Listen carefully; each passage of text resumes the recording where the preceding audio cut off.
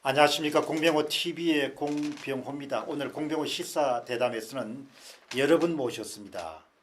우선 벤자민 윌컨슨 선생님, 예, PW 그다음에 세미컨덕터 예, 랩스의 벤저민 윌크슨입니다. 미디어 A 대표님, 예, 미디어 A입니다.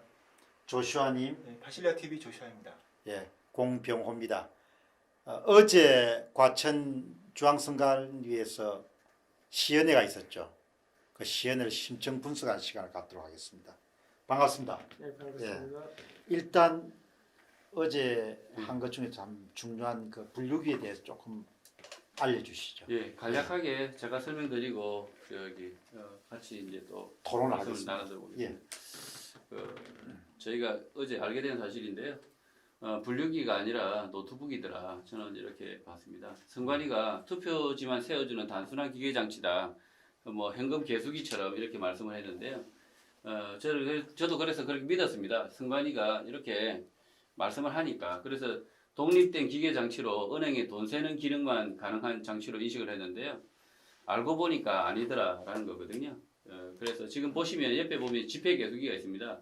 지폐 개수기하고 투표지 분류기가 있는데 여기서 가장 중요한 지점이 이제 그 안에 내부에 들어가 보면 알 수 있는데요. 지폐 개수기에는 메인보드 이게 하나로 끝입니다. 이 메인보드 지금 보시는 이게 지폐 개수기고요. 그다음 옆에 투표지 그 메인보드가 있습니다. 그런데 이제 이 메인보드가 지폐 개수기의 메인보드와 투표지의 메인보드가 역할이 전혀 다릅니다. 얘는 이제 지폐 개수기는 이제 스탠드 얼론으로 독립적으로 돌아갈 수 있는데 반해서 이 투표지 그 메인보드는 저희가 알던 거와 전혀 상식적으로 다르다는 거죠. 그러니까 지금까지 말했던 그 선관위가 말했던 거와 전혀 다르게 얘가 독립적으로 동작하는 놈이 아니었다라는 거죠. 그래서 보시면 지금 원래는 얘가 100%로 자기 메인보드에서 거의 100% 가야 되는데 실제로 뜯어보니까 10%만 저 메인보드가 역할하고 나머지는 노트북이 다 하고 있더라. 노트북이 90%를 하고 있더라. 이게 이런 식으로 하면 스탠드 얼론 장비가 아니고 이거는 완전히 종속된 그런 장비, 이런 식으로 하면 보안이 아무것도 안 되는 이런 장비인 거죠. 그래서 이제 그 정상적으로 하면 원래 이렇게 돼야 되는 겁니다. 90%가 저 메인보드가 처리를 하고 10%가 뭐 10%도 없는 게 제일 좋죠. 하지만 뭐 모니터 화면에 봐야 되니까 그래서 이제 90% 10% 이렇게 역할이 분담이 되어 있으면 이건 이제 단순 분류기로 생각해 줄 수 있을 텐데 실제로는 이렇게 되어 있다는 거죠. 10%, 저 메인보드가 10% 역할밖에 못하고 이 노트북이 90% 이미지 처리까지 하고 다 하고 있었다는 거죠. 마스터로서. 그래서 우리가 알고 있는 인베디드 시스템, 우리는 투표지, 개수기, 기계장치라고 하면 인베디드 시스템을 말하는데 이제 이게 간단하게 설명드리면 기계나 기타 제어가 필요한 시스템에서 제어를 위한 특정 기능을 수행하는 컴퓨터 시스템. 그러니까 특정 일만 하는 것, 이것이 인베디드 시스템이거든요. 근데 그러면 인베디드 시스템이 얘는 가장 간단한 예가 여러분이 잘 알고 있는 리모컨입니다. 리모컨. 얘는 뭐 아무리 해킹을 해도 얘는 TV를 끄고 켜는 것밖에 못합니다. 절대 다른 일을 못합니다. 투표지 분류기는 반드시 이래야 됩니다. 표 세는 거 외에는 다른 거 할 줄 알면 안 되는 겁니다. 자, 그런데 정말 이해 안 되는 게 인베디드 시스템으로 보기 어려운 시스템이 있어요. 이런 것들. 가령 포스 기계인데 실제로는 윈도우를 이렇게 운영체제로 올려서 옆에 카드 기기만 올려놨지만 실제로는 얘는 포스 인베디드 시스템이 아니라는 거죠. 그래서 이런 개발은 쉽지만 보안성이 매우 취약하다. 이런 거는 특히 투표 분류기나 이런 것은 절대 사용하면 안 된다. 그래서 인베디드 시스템과 아닌 것의 차이점은 인베디드 시스템은 목적한 기능 외에 다른 작업이 거의 불가능합니다. 거의 불가능하고 인베디드 시스템 아닌 것들은 이제 아닌 것들은 실제로는 일반 PC로 구성된 시스템은 해킹, 조작 이런 것에 아주 취약해서 아예 가능하게 된다는 거죠. 가능성이 열려버린다는 거죠. 반드시 조작한다는 뜻이 아니라 완전히 열려버린다는 거죠. 그래서 인베디드 시스템 안에서도 또 이제 한 차원 더 높은 게 있습니다. 가령 ASIC과 FPGA가 있는데요. ASIC은 아예 그냥 공장에서 칩이 아예 구워져서 나오는 겁니다. 그러면 얘는 프로그램을 할 수가 없어요. 그러니까 이미 개발이 완전히 끝난 제품 같은 경우는 이 ASIC을 해서 공장에서 이 CPU를, IC를 생산해내기 때문에 다시 쓸 수 없기 때문에 아예 변경이 불가능하다. 그런데 FPGA는, 이 IC는 바깥에서 얼마든지 노트북이나 이런 걸 통해서 프로그램이 바뀔 수 있다. 그래서 AG과 FGP 똑같은 시커먼 CPU지만 FPGA는 바뀔 수 있다. 이게 지금 아주 핵심이거든요. 그래서 이제 저희가 가장 우려하는 부분이 일반 PC는 쉽게 해킹 조작될 수 있다. 그래서 일반 PC를 투표지 분리기와 같은 그 특수 목적으로 사용할 경우에는 치명적인 해킹 조작의 위험성이 있는 거죠. 그래서 이건 미친 짓이다. 절대 이런 시스템 구성해서도 안 되고 사용되어서도 안 되는 시스템입니다. 그러나 노트북이 한 10%의 역할을 하는 줄 알았는데 그렇다면 이제 90%가 얘가 처리를 하고 그러면 어느 정도 뭐 좀 보완이 되겠다 생각했는데 이건 완전히 바뀌었습니다. 그래서 인베디드 시스템일지라도 조작이 될 수 있는데도 불구하고 이게 범용 IC나 FPGA를 사용할 경우 조작이 가능하거든요. 완전히 조작이 안 되려면 에이징을 해야 되거든요. 그런데도 불구하고 이번 투표 분류기에 오픈한 상태를 보니 범용 CPU MP를 썼고요. 그 다음에 FPGA를 썼고 이 상태도 굉장히 불안한데 심지어 노트북까지 있으니까 얘는 아예 쓸 수가 없는 시스템이라는 거죠. 그래서 저는 제 의견은 투표지 분류기 시스템은 대국민 사기 단순 기계 장치가 아니라 투표지 조작 시스템 이런 시스템은 개표에 절대 사용하면 안 된다는 겁니다. 제가 K보트 해서 이 시스템이 참 이게 저는 인베디드로 만들었다고 생각을 했기 때문에 참 우리 기술이 탁월하다 뛰어나다 생각했는데요. 완전히 실망했고요. 이런 식이면 절대 수출하면 안 됩니다. 여기까지 제가 의견입니다. 예. 한 말씀 해주시죠. 예. 저는 이게 지금 가설입니다, 가설. 예. 예. 저는 지금 PC에서 90%를 썼는지 안 썼는지는 사실상 포렌식을 해봐야지 알지 알 수가 없죠. 예. 예. 그러니까 가설하기 전에 할 수가 없어요. 그러면 그 디바이스의 특성에 따라서 그러면 우리 범용이라고 해도 ARM이라는 마이크로 컨트롤러 시스템을 쓰고 있었어요. 그게 STM32F103RET6예요.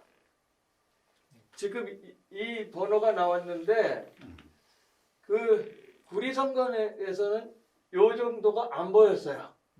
그래서 확실히 뭔지를 모르는 상태였어요. 긁은 흔적이. 예. 그리고 요번에는 그 구리선관이 게 아니고 중앙선관위에서 한 건데 중앙선관위는 관악구 거를 했다는 소리를 들었어요. 그런데 요거 빨간 표시됐죠? 이렇게. 예? 일부러 이 암하고 FPGA를 표시해서 요거 조심해라 이런 식으로 표시를 해놨어요. 그리고 지저분하게 거의 안 보이게 하고 전에는 제가 찍은 사진에 긁은 자국이 있더라고요. 아예 긁어서 지워버린 자국. 제가 찍은 사진에는 이 줄이 깨끗하게 정리가 돼서 잘 찍혔어요. 그런데 제가 그 유튜브에 나와서 암을 썼다고 공격을 했어요. 그랬더니 암이라고 하는 글자 쪽에다가 이쪽을 보시고 말씀하세요. 암이라고 하는 거에 줄을 넣어가지고 빼버렸어요. 근데 여기에 보면은 근데 그게 만약에 PHC면 이 프로세서는 또 다른 일을 한다고 그랬어요. 그렇게 됐을 때는 그러니까 암호를 풀었다 썼다 할 수 있는 칩이라고 PHC를 쓰면 굉장히 큰 일이 일어난다는 정보까지 딱 들었거든요. 그래서 그걸 알고 싶었는데 얘네들이 이걸 감춰놓은 거예요.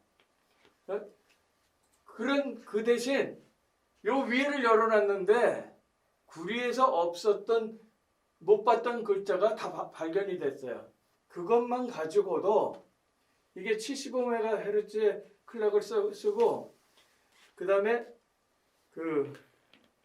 곱셈을 보통 곱셈을 하게 되면 멀티플라이를 하면 인베디드도 한 10사이클, 100사이클로 했었던 거예요. 옛날에는요. 이건 한 사이클이에요. 그 다음에 나누기도 한 사이클이에요. 매스 코프로세서까지 들어가 있는 거나 마찬가지예요. 굉장히 뛰어난 시스템을 했고 거기에다가 메모리에도 프레시 메모리 해갖고 롬을 집어넣어놨고 그 다음에 또 램을 집어넣는데 램도 인베디드 D램을 썼어요. 제가 인베디드 D램을 IBM에서 설계하던 사람이에요. 그걸 썼고 그 다음에 S램을 썼고 이 사양으로 본다면 다 필요 없고 요것만 가지고 다 모든 걸 다 끝낼 수가 있었어요. 그 분류기 안에 있는 저 정도의 기능만 가지고 예. 다 끝낼 수 있다는 이야기입니다. 그런데 이거는 전산 장치예요. 전산 기기예요. 왜? 전산 기기가 뭐가 문제냐면 디지털 서킷하고 전산 기기의 차이는 뭐냐면 디지털 서킷은 보드가 딱 만들어졌으면 다시는 안 바뀌어요. 그렇기 때문에 픽스드 서킷이라고 해요. 픽스드 서킷은 조작을 할 수가 없어요. 중간중간에. 그런데 왜 전산 조직, 전산 회로를 쓰지 말라고 했냐면 소프트웨어에 의해서 바뀔 수 있다는 거예요. 순식간에. 이랬다 저랬다 다 바꿀 수 있다는 거예요.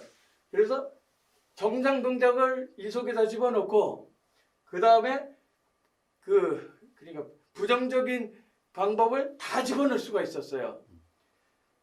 그런데 그렇게 할 경우에는 그 프로그램을 갖다 포렌식 하면 바로 들통이 날 거거든요.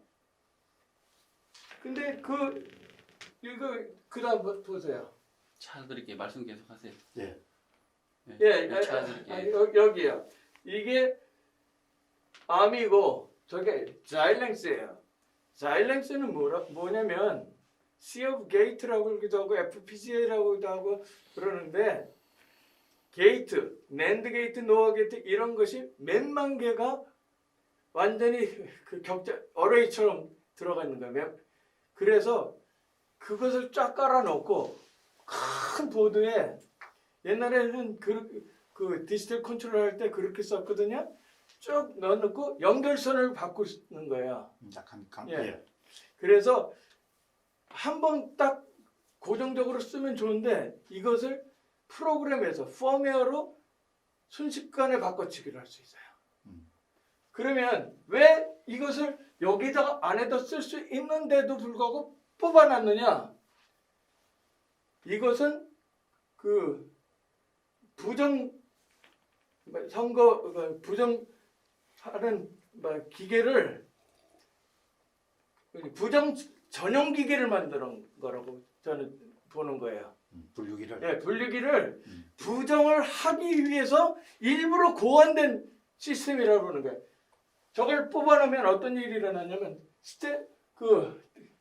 딱 껐다 켰을 때 노멀 오퍼레이션 하는 게 딱 들어가요. 그럼 정상 동작이에요. 그거 시연하면 돼요. 그런데 여기 네트워크나 USB로 들어오든지 자율로 들어오든지 하여간 들어오는 경로에 다 있어요. USB로 오는 게 제일 쉬워요. 왜냐면 그거는 오픈되어 있거든요. 거기에 USB 카드를 조그만 걸 탁 꽂으면 여기 이거를 바꿀 수 있게 할 수 있어요. 그러니까 부정한 예를 들어 5표에 하나씩 가는 거를 여기다 만들어 놓을 수 있다고요. 순식간에 바꿔서. 근데 들통이 났을 때는 껐다 키면 그 프로그램이 날아가 버려요. 그러니까 증거 인멸이 되죠. 증거 인멸용으로 이걸 난 뽑아 썼다 그러는 거예요. 그렇지 않으면 이유가 안 돼요. 내가 설계한다고 하면 그렇게 안 해요. 네? 자, 그러면 지금 말씀하신 거하고 약간의 개념가 좀 다르죠. 견해가 저는 많이 다르죠. 그러니까 이제 여기 시청자들이 조금 너무 오늘 전문적인 네. 이렇게 용어들이 많이 나와가지고 네. 아주 간단하게 두 분이 차이가 네. 뭔지를 쉽게 간단히 말씀드리면요. 정리해 주시면. 이제 그 윌커슨 님은 이쪽에 이제 CPU 안에서 이제 분류기 안에 CPU 안에서 예, 모든 것이 다 CPU 가능했다. 안에서 어떤 부정의 어떤 그 업데이트가 둘 다 가능한 CPU거든요. 순식간에 업데이트가 가능하다 보니까 그런데 저는 어제 그 중앙선관위 그 공무원의 말을 들어보니 그 이미지를 노트북에서 받아서 처리했다. 그러면 여기서 할 역할이 없습니다. 근데 없어져 그게 버려서. 페이크 인포메이션일 수도 그러니까 있잖아요. 페이크인데 어쩔 줄 모르는데요. 공무원이 훨씬 더 저는 오히려 진실에 가깝다. 왜냐하면 그분들이 하드웨어에 대해서 잘 모르기 때문에 그냥 그 노트북에서 처리했다고 하면 실제로 그 굉장히 위험한 짓이지만 노트북에서도 처리했을 수도 있다. 오케이. 그러니까 이제 네. 가설이 좀 나눠지는데 그 어땠어요? 그동안? 저는 이 두 분 말씀이 다 맞는 것 같은데 저는 이렇게 봅니다. 분류기에서만 할 수 있는 역할이 있고요. 노트북에서만 할 수 있는 역할이 있거든요. 그러니까 두 가지가 지금 50대 50 정도로 보고 있는데요. 예를 들면은 부여에서 나타난 그 현상이었는데 일부의 표를 이제 그 2번 후보 표를 1번으로 옮겼다든지 그리고 다른 후보들 표를 조금씩 넣었다든지 그리고 2번 후보 표를 무효표가 1번 후보도 무효표가 있을 텐데 2번 후보만 유독이 좀 무효표가 좀 많이 빠졌다든지 그런 내용의 프로그램들이 이미 이 분류기에 집어넣어져서 수행이 됐다고 보는 거거든요. 근데 이제 예를 들어서 이 컨트롤 자체를 전체를 노트북이 했다고 하면 투표지가 그 들어갔을 때 인식이 된 후에 빠르게 통과해서 그 번호를 찾아가야 되는데 그걸 노트북이 실시간으로 통로를 연결해서 그 분류하기는 어렵습니다. 그러니까 분류가 되는 역할들은 여기 자일링스 칩에 특정한 그 프로그램들을 그 게이트대로 구성해가지고 구성해서 집어넣고 대신 이제 여러 개가 들어가는 거죠. 여러 개. 여기는 여러 개가 충분히 들어갈 수 있으니까요. 뭐 예를 들면 간단한 건 100개도 들어갈 수 있는데 거기에 이제 어떤 특정한 지역은 민주당 지지도가 높은 지역, 좀 약간 낮은 지역 그 상황에 따라서 적절하게 여러 가지 방법을 섞어서 이미 프로그램이 다 되어 있는 상태에서 노트북은 처음에 부팅했을 때 초기 세팅할 때 그 지역에 코드를 넣는다고 이런 매뉴얼 내용이 있거든요. 그때 이미 여기에서 이미 프로그래밍 된 것 중에서 적당한 것을 딱 선택을 하고 여기서 끝납니다. 연결은 끝나고 그 다음부터는 여기에서 표의 이미지 스펙트럼? 스캐너. 그 스캐너에서 들어온 이미지는 노트북으로 계속 송출이 되고요. 몇 번 찍었는지 그리고 여기에서 조작되는 것들은 이 자일링스에서 다 수행했다고 저는 그렇게 오케이. 생각하고 있습니다. 그러면 아까 그 공무원이 거기서 이제 선관위 공무원이 예. 뭘 이야기한 거를 답변한 게 이제 이미지를 스캐닝할 때 이 인베디 쪽으로 아무것도 안 가고요. 노트북으로 간다 얘기했거든요. 노트북에서 처리한다 그러면 이미지를 스캔한 데이터가 노트북으로 가보면 바코드도 있고 바코드든 뭐 QR 코드도 다 있는 거고요. 실제로는 그 사람들도 좀 모르는 게 스캐닝한 이미지가 그대로 다 들어간다면 노트북으로 가면 QR 코드를 알리는다는 게 거짓말이 되는 거거든요. 실제로는. 그리고 이럴 수밖에 없는 거죠. 자동 이미지 처리인데 그렇게 되면 거기에도 거짓말이 하나 있고 또 이제 이분들이 헷갈리는 부분들이 뭐냐면 이미지를 노트북에서 다 처리해버린다면 결국은 노트북이 사실 마스터가 되고 얘는 슬레이버거든요. 그냥 한마디로 종놈이거든요. 그럼 이 기계들은 3번 표를 1번으로 옮겨라고 명령하면 얘는 그렇게 수행할 수밖에 없는 기계들이거든요. 그래서 이제 둘 다 페이크인데 누가 페이크냐? 범인이 아니니까요. 제가 범인이 아니니까 정확하게 모르는데 어쨌든 여기도 그 조작할 수 있고 심각하죠. 이게 조작할 수 있도록 이렇게 되어 있고요. 노트북에서도 노트북은 원래 조작 가능한 거니까 이건 쓰면 안 된다는 거고요. 근데 이제 그 강크게 어제 노트북에서 이미지 처리한다 이런 이야기 듣고 나서 저는 깜짝 놀란 거죠. 오히려 여기서 처리해야 될 것 같은데 왜 뭐 이런 CPU 그러니까 메인보드에서 처리해야 될 건데 이렇게 처리하지 않았을까? 그렇게 말을 해도 이렇게 국민들이 믿어줄까? 이런 게 정말 이해가 안 되더라고요. 어떻든 이제 오늘 말씀하신 내용은 이제 모든 가능성의 문을 다 열어두는 거니까 예. 노트북도 분류기라는 부분을 예. 다 열어두고 계속해서 논의를 진행을 하죠. 그러면 조금 아까 미진하게 말씀을 다 못 맞춘 게 있는 것 같은데. 예. 지금 아까 그 조시아가 그 자일랭스에다가 그러니까 조작할 수 있는 프로그램을 몽땅 한꺼번에 다 넣어놓고 변수만 바꿔서 할 수 있다면 그걸 포렌식 하면 바로 들통나요. 바로 들통나요. 왜? 정상 루트 말고 왜 변수를 줘서 이것저것 하겠느냐? 그러면 바로 들통이 나요. 저 같으면 그렇게 안 해요. 왜 정상 동작만 왜냐면 이 펌웨어로 순식간에 길어야 뭐 몇십 초 안으로 20초 30초 안으로 바꿔치기 되거든요. 그러면 이 정상 동작 딱 픽스드 해놓고 다른 거를 딱 바꿔치기 할 수 있는 거예요. 그리고 전기를 껐다 키면 이게 그 메모리처럼 메모리 불 꺼지면 데이터 있던 거 다 날아가잖아요. 그것처럼 날아가 버린다고요. 그러면 증거가 없어지는 거야. 차라리 그 방법이 더 나을 것 같다. 아니 그 방법을 쓰지 바보에 그거를 거기다 증거 프로그램 하는 사람 증거가 어디 남을 줄 알아요. 그렇게 똑똑하면 네. 이제 지금 저 범인이 누군지 그 몰라서. 벤자민 윌컨슨 씨처럼 그렇게 하실 거고. 예. 예. 이제 그렇지 않으면은 예. 근데 뭐 아주 미련하면 여기다 다 집어넣는 아 근데 거죠. 워낙 세상에 미련한 놈도 있지 않습니까? 예, 그렇죠. 한번 이야기해 근데 제 보시죠. 생각은 이렇습니다. 제 생각에는 그 방금 말씀하신 대로 하면 예. 그때마다 이제 펌웨어를 라이팅 한다는 의미인데요. 물론 속도도 빠르기 때문에 문제가 네. 없을 수 있지만 그 현장의 상황이 여러 가지 다양한 변수가 있기 때문에 제 생각에는 프로그램을 일부 넣어놓고 노트북에서 전달을 할 때는 여기 들어간 펌웨어 중에서 노트북에서 전달하는 게 아니고요. 네, 그러니까 이게 잠깐만 말씀드릴게요. 여기 들어간 프로그램 중에서 다양한 일부의 그 세팅 값을 넣어놓고 변수값만. 예, 변수값만 지금 딱 신호를 주면 처음에 그냥 리셋했을 때는 정상 동작하게 해놓고 특정한 어떤 변수를 넣어주면 어떤 몇 번의 그 조작 시스템으로 가라. 이걸 명령을 넣어주면 그거대로 됐다고 보여주고 리셋을 하면 기본값으로 갈 거라고 생각하고 있습니다. 제가 왜 그렇게 생각하냐면 그렇게 하면 이제 안정성이 훨씬 높아집니다. 노트북에서 계속 줄 때 펌웨어를 그때그때 쓰는 것보다는 안정성이 높아지고요. 그리고 제 생각에는 근데 CQ에 네. 그러니까 보안의 차이가 예, 그리고 구리선관위에서 그토록 이걸 지금 못 주고 막고 있는 게 이 안에 흔적이 남아있기 때문에 그럴 거라고 생각합니다. 보통 센서 동작시킬 때 네. 감도 조절을 바깥에서 조정하거든요. 네네. 1, 2, 3, 4 이렇게 등급을 주듯이 바깥에서 딱 주면 동작이 달라져요. 네. 뭐 그런 식으로 한다는 이야기인 거죠. 아, 네. 그런데 이제 그 우리가 이제 어떤 뭐 문제를 규명할 때 인간의 그 행위에 대한 동기도 봐야 될 거 아닙니까? 예. 근데 그 그 선관위가 그거를 지키는 걸 볼 때 저는 이렇게 상당히 좀 저 안에 뭐가 저 친구들이 있기 때문에 저렇게 예. 방어를 한다. 예. 결사적인 방어처럼 보이더란 말이에요. 그리고 예. 자기들끼리 막 충돌도 하고. 예.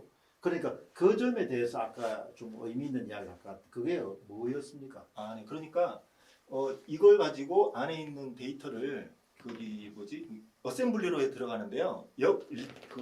디어셈블링을 하면 되거든요. 그럼 거기 프로그램들이 실제로 집어넣었을 때 코딩하고는 다르지만 그래도 어느 정도는 해석할 수 있는 코딩을 뽑아낼 수 있거든요.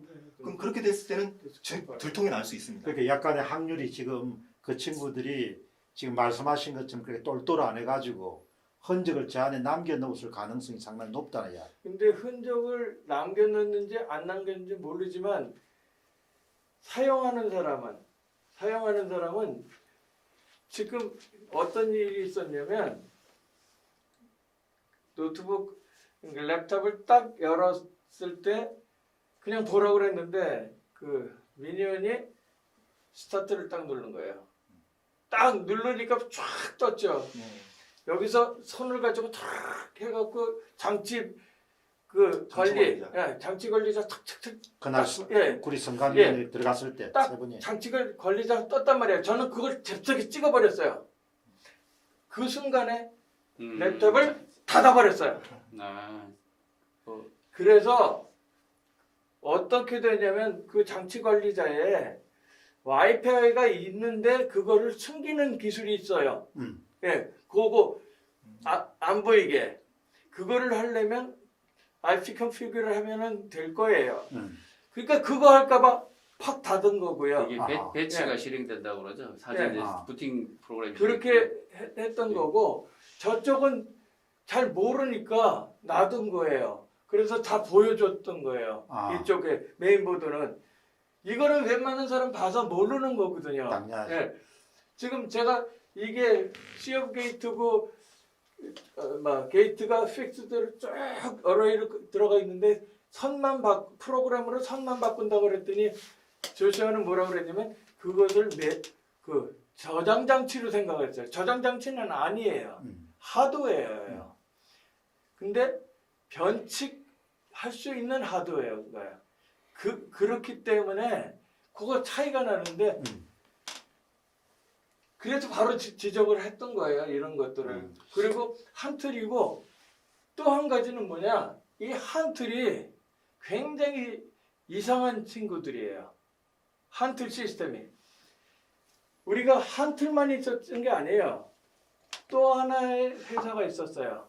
그게 분류기 회사가. 미르 시스템인데 노무현일 때 한 틀을 썼고요. 그 다음에 이명박, 박근혜 대통령 가까이일 때 미르를 쓰고 다시 한 틀로 왔어요. 미르가 조작을 할 수 말을 들어서 조작을 한다면 바꿀 이유가 없어요. 말을 안 들어서. 예, 한 틀 한 번 써본 놈한테 다시 시킨 거예요. 옛날에 너 해봤더니 좀 어느 정도 됐지? 이번에 좀 세게 한번 해보자. 이렇게 해서 한 틀을 쓴 거예요. 그래서 나는 맨 처음에 한 틀을 하고 미르가 납품했는데 왜 한 틀로 써있냐 그랬어요. 그래서 한 틀한테 누명을 씌운가 했더니 한 틀을 누명을 씌운 게 아니라 이놈이 범인이요. 왜? 노무현일 때도 했으니까. 뭐 수사해봐야 아는 거지 지금 뭐. 그러면 이제 아니, 예. 단정을 할 수는 없는 거고. 아니 그거는 제 네. 얘기인데 해봐야지 알겠지 하니까 사람들이 그 말을 듣고 아예 아니지 이런 얘기하는 거예요. 얘기를 스스로 사람들이 생각하게끔 얘기를 해놓고 그 다음에 스스로 생각해야 되는데 아니라고 에이 그럴 수 없지 이렇게 되면 두 가지 중에 없지를 따져요. 사람은 인지 능력이 있어요. 뭐가 있냐면 생각하는 것대로 움직여요. 예. 그러면 이제 노트북 같은 경우는 이번에 LG 글램 제품이죠. 예.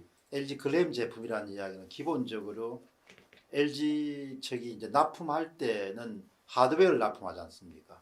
이 노트북 전체로 이렇게 납품을 하겠죠. 예, 그러면 이제 이 노트북 자체가 하드웨어로 납품을 받지만 어쨌든 운용하는 과정에서는 LG 글램 측이 관여할 거 아니에요? 관여 LG 그램은 관여가 뭐 납품하면 기본적으로 AS 1년 뭐 2년 하면 2년 계약을 하면 어쨌든 지원을 해야 되니까 LG 측에서 아마 유지보수 계약을 하든지 뭐 어쨌는지 모르지만 어쨌든 팔고 나면 1년은 무상 AS 기간이 있어서 어떻게든 관계가 있을 거고요. 뭐 그 안에 어떤 종류의 소프트웨어가 있는지 이런 부분 좀 그리고 그 시스템에는 윈도우 10이라고 이제 그 윈도우 10을 아마 라이센스 그러니까 어떤 뭐 정부 라이센스로 해서 일괄 구매해서 아마 탑재를 했을 건데요.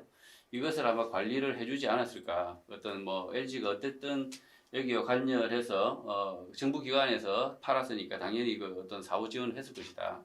그렇게 생각하고요. 유지 보수 관리 업무를 그 업무는 또 보통 보면 대기업은 이제 조그만 소기업에다가 또 하청을 주기도 하거든요. 그래서 이제 보통 보면 그 LG 전자 서비스라고 이렇게 간판을 하고 있지만 실제로는 또 다른 LG 전자가 아닌 다른 회사일 수 있지 않습니까? 그런 아까 그 굉장히 중요한 말씀하셨는데 이제 그렇게 노트북을 구리 선간 위에 노트북을 빨리 닫은 이유가 와이파이를 숨기기 위해서. 그거는 굉장히 그렇게 확신을 하시는 거예요. 그리고 그거를 찍었을 때 제가 본 게 있어요.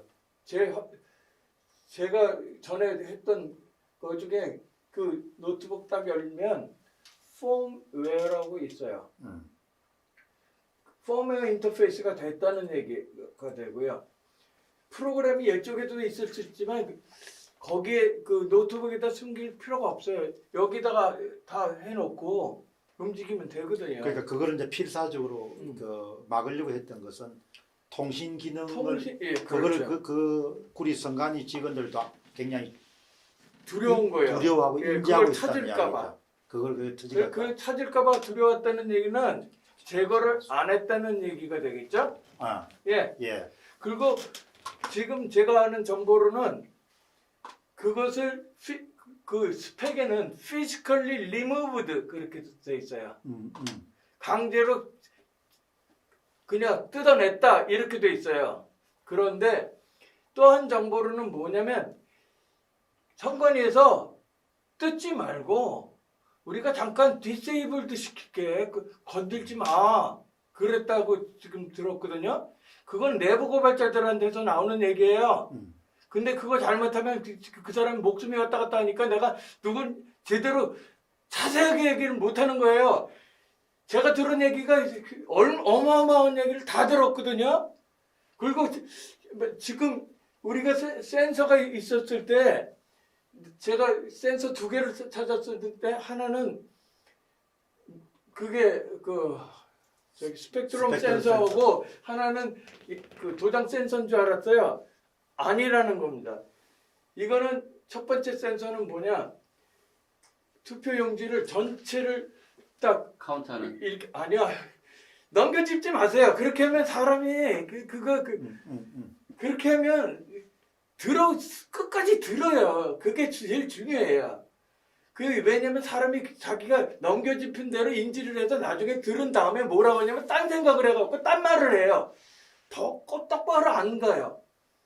이걸 쫙 읽으면 여기서부터 시작해서 여기까지 이렇게 딱 됐잖아요. 예. 그러면 얼마 시간 후에 표가 보이면 이게 몇 번인가 알겠죠? 예. 그래서 그것을 전체를 읽는 센서고 두 번째는 도장을 센서다. 그러면서 반대쪽에 밑에 속에 QR 센서가 있다는 거예요. 제가 들어갔으면 그거 뜯어봤을 겁니다. 그런 정보까지 다 그러면 들어왔거든요. 기본적으로 3개가 있었다는 이야기. 예, 갖고 계시는 예, 정보는 예. 그러면 조슈아 씨가 한번 말씀을 조금 더 노트북에 관해서 하고 싶은 네. 말씀이 있으실 것 같은데. 조금만 좀 참고로 말씀드릴 게 있는데요. 그때 이제 보셨던 게 이거예요, 이거입니다. 이거. 폼웨어 이건데 네. 이게 이제 예전 노트북에는 없었는데 네.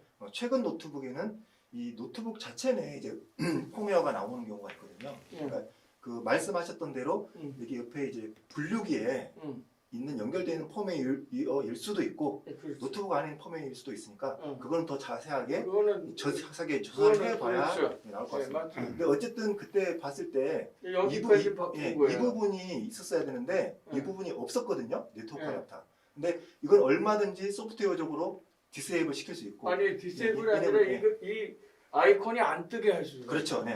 동작을 하는데 네. 동작을 하는데 안 아, 예. 뜨게 만든다는 보이지만 거예요. 않게. 예, 보이지가 않게. 네. 그 기술이 있다고. 그거는 어디서 가냐면 오퍼레이팅 시스템 밑으로 내려가지고 바이오스라고 해서 커널 거기 들어가서 하는 거거든요. 그러니까 일종의 바이러스 가지고 동작하는 것처럼 그렇게 하는 게 있어요. 그럼 계속 조슈아 씨 조금 노트북에 대해서 이야기. 네. 노트북에 대해서 이제 그 와이파이가 있느냐 없느냐 이런 이제 얘기가 많이 있었는데요. 확실한 사실은 저도 이제 한번 구입을 할 예정이 있었는데 선관위에서 사용됐던 이제 그 개표 현장에서 사용됐던 노트북에 대해서 일부 약간 이제 그 프로그램 윈도우를 다시 깐다든지 해서 중고로 다시 판매를 합니다. 그런데 그 판매를 할 때 요즘 나오는 노트북이 와이파이가 안 되면 쓸 수가 없거든요.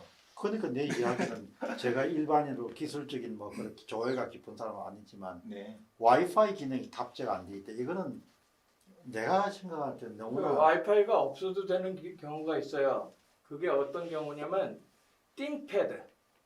띵패드라고 하는 거 제가 갖고 있거든요. 그게 IBM 건데 르노바예요. 거기는 이게 조금 두꺼워요. 예, 한 요 정도 두꺼운데 여기에도 있네요. 이게 이더넷 커넥션이 있단 말이에요. 이게 있으면은 가능하지만 없어도 돼요. 예. 그러나 지금은 대다수의 범용 노트북 같은 아주 경우는 얇을 경우에는 네. 와이파이밖에 안 돼요. 와이파이가 없다는 것 자체가 그리고 점점 지금 경량화돼 가고 슬림화돼 가니까 그거 한 번 더 이야기를 좀 해주시죠. 참고로 제가 이제 노트북을 좀 분해를 했는데요. 이 노트북 지금 쓰고 있는 거기 때문에 조심스럽게 다시 조립을 해야 되겠습니다. 그런데 선관위에서 시연을 했을 때요. 분명히 보여준 게 두 가지를 보여줬어요. 이게 보시면은 여기 노트북을 뒷판을 이렇게 분해한 겁니다. 뒤쪽 면을 분리한 건데 가장 크게 보이는 게 배터리고요. 보시면은 여기 팬이 있는 곳이 보통 CPU가 있습니다. CPU가 열이 많이 나니까요. 이렇게 연결되면 히트 파이프로 돼가지고 아마 이 부분이 CPU일 것으로 예상되고요. 여기 메모리입니다. 그리고 이 부분이 바로 문제의 랜카드거든요. 말씀 좀 죄송합니다. 대표님 그 지금 저희 카메라 잠시 가려져서 뒤로 빠질게. 감사합니다. 네. 그래서 이 부분이 문제의 이제 랜카드인데요. 왜 이게 랜카드인지를 알 수 있냐면 여기 보시면 이게 케이블이 두 개 연결이 됐습니다. 네, 이게 안테나. 동축 케이블이라고 해서 까맣고 이 선이 상당히 얇지만 사실은 이게 겉에 이제 그 접지로 겉에는 전선으로 피복이 코팅이 돼 있고 내부에 얇은 선이 들어있는 쉴드 케이블. 이걸 빼면 이제 와이파이가 안 되는 거죠. 안테나가 안 뜨는 거죠. SMA 안테나가 연결되어 있기 때문에 일반적으로 하나는 와이어리스고 그 와이파이고 하나는 뭐 블루투스고 이런 식으로 보통은 되어 있습니다. 근데 요걸 이제 제거를 했다는 거죠. 예, 그렇게 해서 제거를 했기 때문에 여기는 와이파이가 되지 않는다. 통신 기능이 없다. 근데 이렇게 얘기를 소켓 했어요. 타입인가요? 지금 잘 안 보여요. 이건 이제 소켓 타입. 소켓 타입. 근데 이건 이제 예전에는 이런 식으로 나왔거든요. 옛날에 예. 탈착식이나 아마도 네. 2014년 이전에는 이런 식으로 나왔습니다. 이런 스타일이 대세였거든요. 근데 이렇게 되면 네. 이 가격이 비싸져요. 이거를 차라리 이 보드 속에다가 심어버리면 가격이 싸져요. 근데 이제 선관위에서 재미있게도 이런 식으로 된 노트북을 분해한 사진을 보여줬습니다. 제가 직접 들어가지 않아서 왜 모르겠어요. 그랬을까요? 이걸 보여줬어요. 이걸 보여주면서 이걸 탈착했다. 그러면서 또 재밌는 게 말이 또 바뀌었습니다.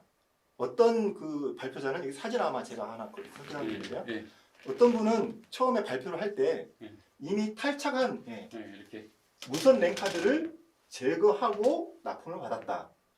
같은 날 발표하는 건데 지금 이렇게 말이 다르거든요. 이렇게 얘기했는데 또 밑에 있는 설명하시는 분은 여기 있었던 건데 제가 탈거했습니다. 예, 이렇게 말이 바뀌었어요. 뭐 여직원인지 모르지만 네. 제가 방금 이렇게 탈거한 거죠. 이렇게 아, 이야기하더라고요. 네. 방금 아니 제가 이게 제가 뭐 정확한 워딩은 제가 생각에 기억하기가 한데 제가 하여튼 제가 주어가 들어있고요. 네. 제가 이거를 탈거했다라고 이렇게 이야기를 하더라고요. 예, 이거 뭐 간단합니다. 나사 이렇게 푼 다음에 네. 여기서도 이제 나사가 있거든요. 나사 이거 하나 풀고 빼면 됩니다. 네. 그런 식으로 탈거하면 되는데 문제는요. 제가 지금 바로 해볼게요. 간단하거든요. 나사 하나만 풀면 됩니다. 나사를 풀고 아까 그 말씀드렸던 와이파이 케이블 케이블을 이렇게 빼면요. SMA 커넥터라고 저거는 자주 꽂았다 뺐다 하면 고장이 나요. 네. 한 번 정도는 한 10번 정도는 괜찮은데. 네. 네. 예, 자주 이거 뺐다 꼈다 하면 안 되겠죠. 스포츠에. 네. 예. 그래서 아마 이번에 한 번 한 걸로 생각을 하고 있습니다. 이런 식으로 뺍니다. 이건 이제 PCI 인터페이스라고 하는데요. 이런 식으로 이제 꽂으면 이게 이제 연결이 돼서 랜카드가 동작을 하는 겁니다. 이걸 빼면 컴퓨터가 켜지긴 합니다. 그렇지만 이제 랜카드는 없는 걸로 이렇게 나오는데 문제는 이겁니다. 이게 LG 그램 노트북은 이런 형식이 아니고요. 지금 그 노트북 모델명이 나와 있거든요. LG 그래. 네네, LG 그램 노트북이 나와 있는데 이건 이제 예전 거 한 5년 이상 된 노트북이 이렇습니다. 아까 저 정확한 워딩이 저기 있네요. 여기 네. 있었던 건데요. 제가 탈거한 거죠. 네네. 저렇게 이렇게 말씀을 하시더라고요. 자, 그런데 이제 이 부분이 이게 최신형 노트북입니다. 뭐 한 4년 전부터는 이제 이런 형식으로 쓰고 있는데 이게 노트북이 점점 이제 슬림화되고 있거든요. 이렇게 다 얇아지고 있기 때문에 점점 더 부품이 소형화되고 온보드화됩니다. 하나에서 다 처리를 하는 식으로 돼 있거든요. 근데 여기 이 부분이 아까랑 똑같이 랜 케이블이 이제 이 동축 케이블이 지금 두 개 안테나 연결되어 있는데, 네, 안테나 케이블이 연결되어 있는데 이게 랜 카드입니다. 근데 이걸 이제 떼고 싶은데 이걸 뗄 수가 없어요. BJ 탑이라서 그래요. 네, 이걸 뗄 BJ 수 탑. 없는데 그 사진 한번 좀 보여주시면 좋은데 예. 그 탈거한 그 제거한 모습으로 지금 되어 있는 사진이 있는데요. 그 이걸 이제 히팅건으로 해야 예, 되는데 강제로 뗄 수는 없습니다. 예, 이렇게 히팅건 이렇게. 히팅건이 있는데 간단하게 생각하시면 드라이기라고 생각하시면 됩니다.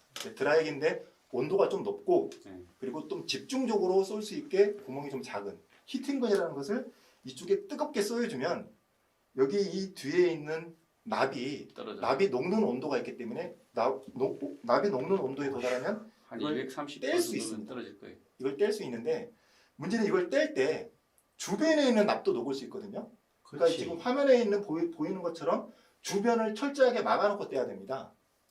그러니까 이게 쉬운 건 아닙니다. 어쨌든. 쉬운 건 아닌데 네. 온도 조절을 잘하면 저 네. BGA 밑에 댐 온도하고 주변 댐이 온도가 달라요. 네. 남이 달라서 그래서 얘는 한 230도면 얘는 한 270도 정도 되기 때문에 실제로 한 230도를 유지하면 툭 떨어져 나오는 아 거예요. 이거 천 몇백 대인가 뭐 그렇죠. 이 천몇백 대를 이 작업을 했다는 천 거죠. 몇백 대를 납품하는데 그걸 한단 말이에요. 네.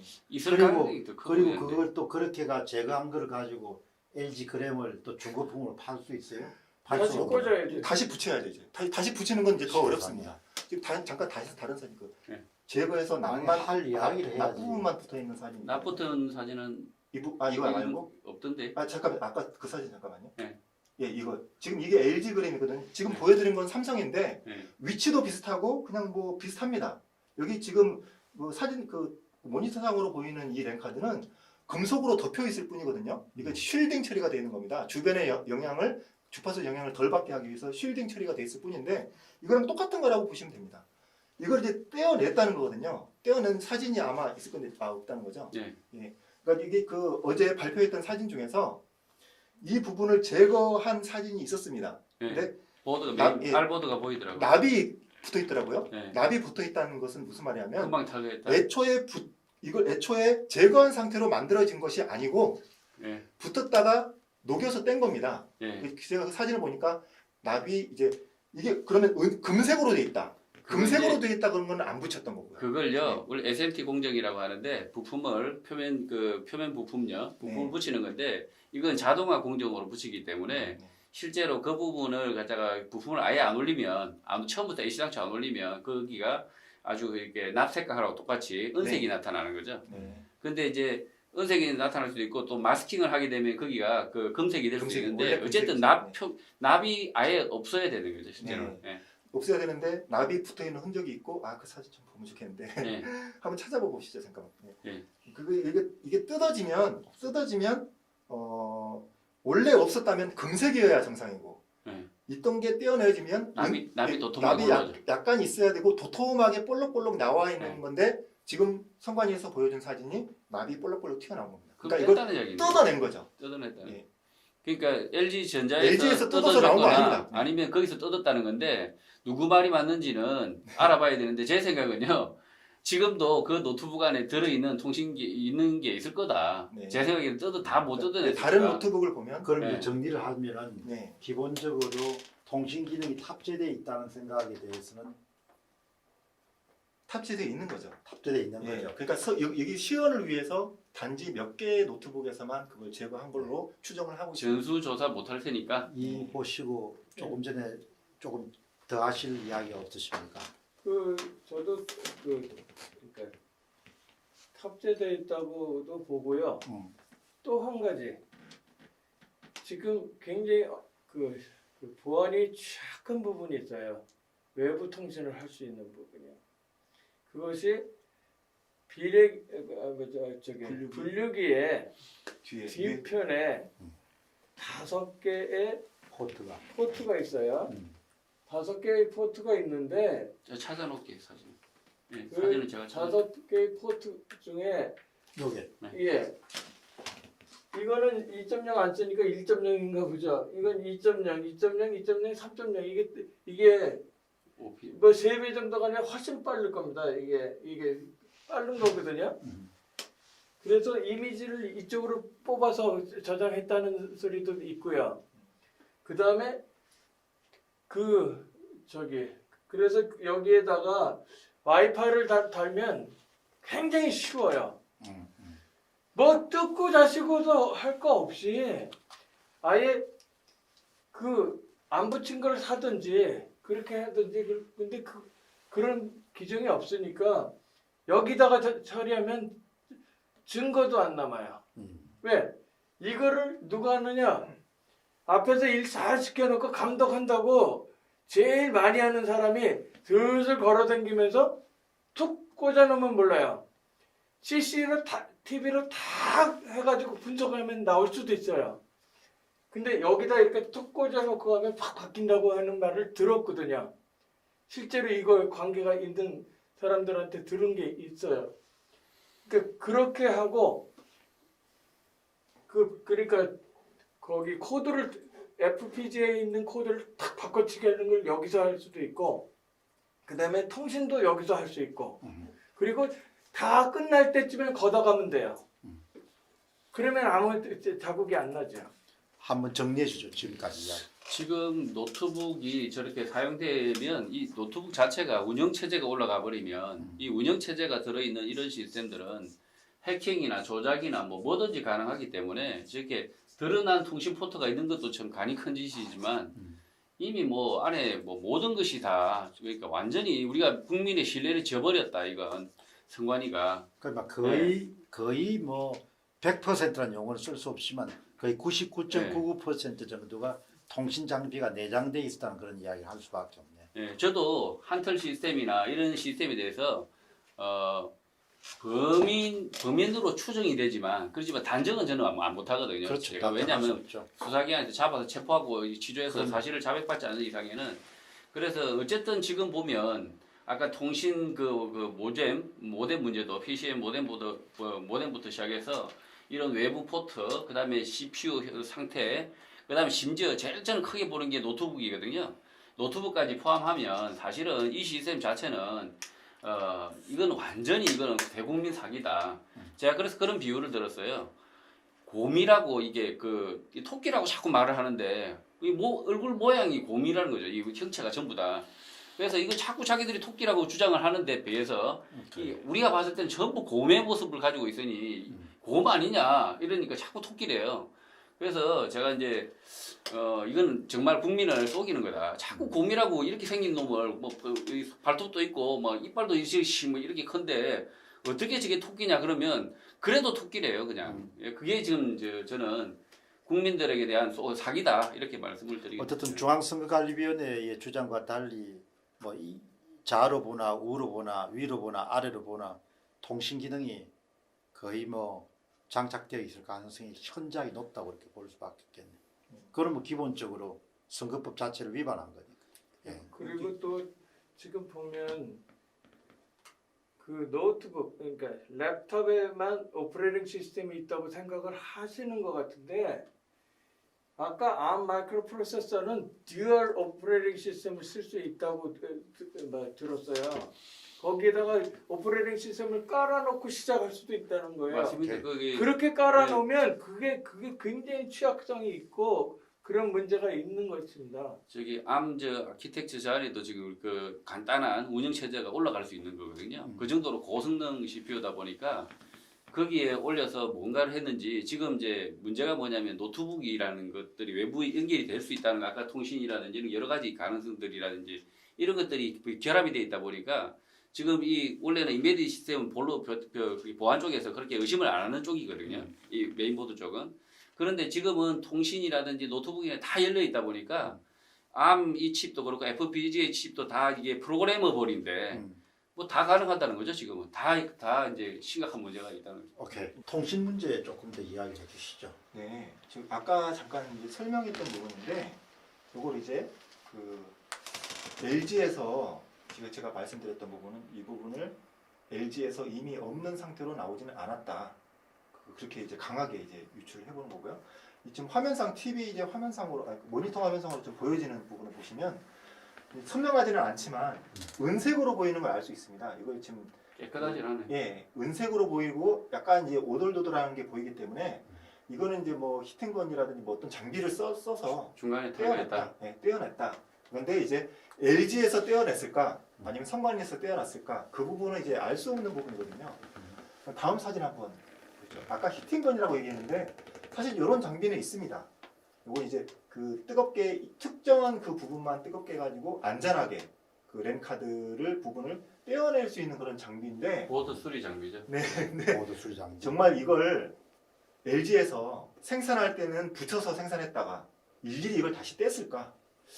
그건 아닐 것 같고요. 이건 그러면 선관위에서 했을까? 선관위에서는 했을 수도 있지만 이런 장비까지는 썼을지는 모르겠고 아마도 제 추측에는 그 랜을 이제 추출한 그 보드는 아마 노트북을 다시 조립하더라도 제대로 안 켜질 가능성이 상당히 높을 것 같습니다. 주변에 이제 제거하는 과정에서 예, 많이 손상이 손상이 됐습니다. 돼가지고. 제 생각에는 대부분 지금 노트북에 다 붙어 있지 않나 아, 지금도. 그렇죠. 네. 네. 그러니까 다른 노트북들은 시연을 하기 위한 노트북에는 이걸 강제로 어떻게든 떼어냈을 거고 다른 노트북에는 다 그냥 붙어 있을 것 같다. 저는 이렇게 상식적으로 생각해요. 생각하면 그걸 어떻게 떼겠어요? 네. 그러니까 이런 장비들을 써야 되는데 성관이 직원들을 이 장비 사용법을 배워서 뗐을 리는 없을 거고 다른 사람 불러서 시켜서 했겠죠. 그럴 수도 있겠죠. 네. 근데 그것도 한두 개지. 그걸 그렇죠. 몇천 개를 아니 뭐 몇십 년 동안 문제 없었는데 뭐 이번에도 뭐 그런 게 문제 되겠다. 아마 사용 안 한다 생각하고 그냥 붙여져 있을 거다. 근데 이걸 만약에 이제 다른 노트북들도 이렇게 다 붙어 있을 수 있다 이런 식으로 또 문제 제기를 하면 또 성관이는 또 밤에 불을 계속 켜 있겠죠. 네. 못 자고 잠못 자고 잠을 못 자고요. 붙어 있다면 떼고 있는 거죠. 네. 네. 근데 그 아까 우리 마지막에 봤던 사진 조금 더 봐주면 좋겠는데요. 보시면 이 램 포트가 뒤에 이렇게 그 USB 포트가 이렇게 구성이 되어 있는데 저는 이렇게 봅니다. ARM 프로세서를 보니까 그 데이터 시트를 보니까요 스펙에 USB 2.0이 돼 있더라고요. 3.0이 없더라고요. 그래서 제 추측에는 이 3.0 포트는 노트북으로 연결되지 않나 생각을 합니다. 노트북에 노트북이 그러면 저기에 있네나 이 말이죠. 뭐냐면 네, 그 LG 그 노트북이 네, 3.0 스펙이 있냐고. 예, 요즘은 3.0이 웬만하면 다 붙어나고요. 3.0이 나온 지는 뭐 2000년 초반부터, 그러니까 그 2010년 초반부터 나왔습니다. USB 3.0 나왔고요. 제가 추측하건대는 이 그 노트북이 매립형으로 나왔거든요. 예. 그러니까 제가 이제 그 구리시 성관이에 들어갔을 때 예. 여기 USB를 꼽아서 노트북을 와이파이가 들어가 있는지 검색을 하는 시스템 정보 프로그램을 꼽아서 확인하고 싶었는데 USB를 꼽을 수가 없게 돼 있어요. 매립형으로 돼 있어가지고. 그렇기 때문에 아마 내부에서 보이진 않지만 USB 선이 꽂아져서 꼽을 수 있게 그렇죠. 네, 확장 USB 허브일 수도 있다 이렇게 생각을 하는데 이건 확실합니다. 이 부분 있잖아요. 이건 이제 USB 중에서 이쪽이 마스터가 되는 거거든요. 그러니까 이 부분은 아마도 그 자일링스나 암 칩으로 이제 연결이 되는 USB 포트 가능성이 높고 이 USB 3.0은 노트북으로 연결되는 것일 가능성이 높고 스위칭을 하니까 네, 가운데 있는 것들은 모르겠어요. 이게 암 칩 쪽으로 연결된 건지 노트북 쪽으로 연결된 건지는 모르겠습니다. 어쨌든 이 두 가지는 확실하다. 그렇게 보고 있습니다. 보통 이제 펌웨어 저런 거 암칩도 펌웨어 업그레이드 할 때 저는 그렇죠. USB 포트 USB로 쓰는 게 아니라 네. 그 펌웨어 업그레이드용 커넥터로 사용을 해요. 아, 그러니까 왜냐면 모양은 USB지만 실제로는 우리 개발자들이 쓰는 디버깅 포트라고 해서 그렇게 쓰는 경우가 있어요. 근데 제 생각에는 아마 내부 외부 이걸 컨트롤해서 암칩에 펌웨어 같은 걸 넣을 때는 여기 USB로 꼽지 않을까 이렇게 생각은 해봅니다. 네, 그러니까 저희가 이제 만든 사람도 아니고 범인도 아니니까 네. 이제 추정을 하는 거죠. 데이터 시트를 보면 나와 있긴 하거든요. 네. 근데 또 이걸 좀 보시면 좋겠는데요. 이게 뭐냐면요.